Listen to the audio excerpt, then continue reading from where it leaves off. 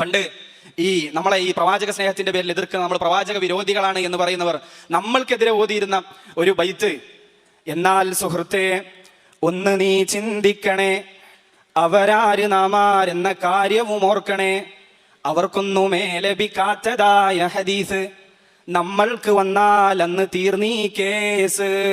സഹോദരങ്ങൾ, ഇവർക്ക് ആർക്കും കിട്ടാത്ത പ്രവാചക സ്നേഹം, ഇവർക്ക് ആർക്കും കിട്ടാത്ത ഹദീസുകൾ നമുക്ക് കിട്ടിയെന്ന് പറഞ്ഞാൽ അന്ന് കഴിഞ്ഞു. ഇവരാരുടെയും ജീവിതത്തിൽ നമ്മൾ ഈ പ്രവാചക ജന്മദിനം ആഘോഷിച്ചതായി കണ്ടിട്ടില്ല.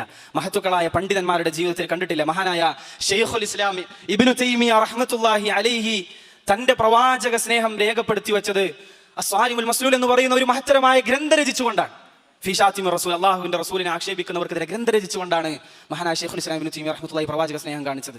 നമ്മളുടെ ജീവിതത്തിൽ ഈ രൂപത്തിലുള്ള പ്രവാചക സ്നേഹമുണ്ടോ?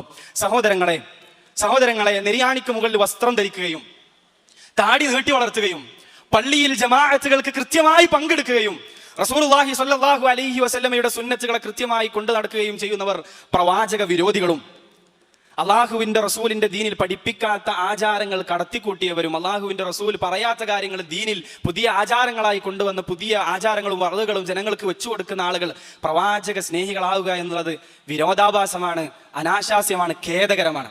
അതുകൊണ്ട്